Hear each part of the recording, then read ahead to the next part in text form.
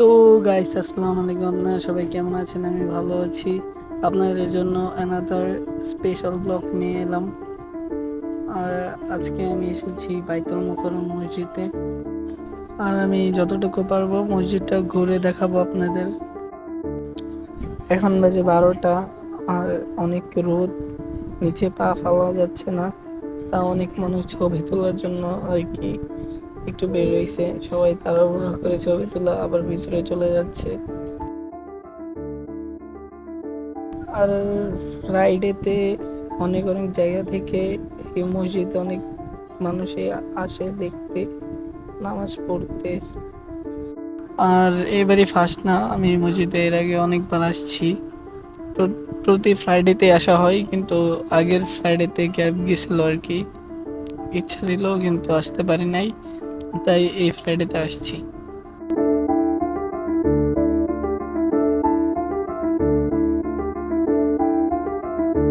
আর এখন বাজে একটা, নামাজ শুরু হতে আরো 30 মিনিট বাকি। আজকে ফ্রাইডে তো, আজকে তাই অনেক মানুষ বেরিয়ে।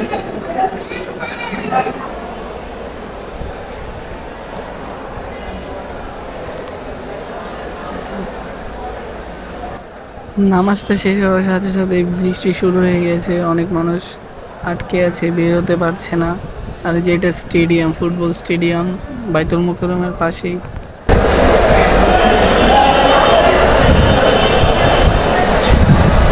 আজ দেখেন বৃষ্টি শুরু হয়ে গেছে না, সবাই নামাজ শেষ গেছে, বৃষ্টি হচ্ছে। দেখেন কত মানুষ আটকে আছে, নামাজ শেষ, যাইতে পারতেছে না। যে অনেক মানুষ।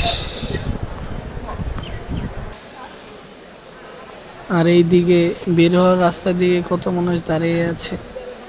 আর ফ্রাইডেতে এই মসজিদে হিউজ পরিমাণ মানুষ আসে নামাজ পড়তে, অনেক মানুষ হয়।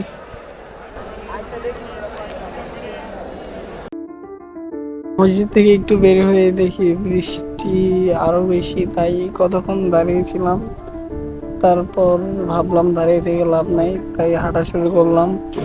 স্টেডিয়ামের পাশ দিয়ে যাচ্ছিলাম, তারপর হাঁটতে হাঁটতে চলে আসলাম গুলিস্তানে। এখান থেকে বাস নিতে হবে, বাস নিয়ে যাব। এই যে এসে পড়েছে গুলিস্তান। আর এই জায়গায় সব কম দামে পাওয়া যায় সবকিছু। আর আজকে ফ্রাইডে তো, তাই এখন অফ সব, হয়তো খুললেও বিকালে খুলবে। আর এই যে এই বিল্ডিংটায় আগুন লাগছিল, এই বিল্ডিংটায় কাজ চলতেছিল, হয়তো এখন অফ।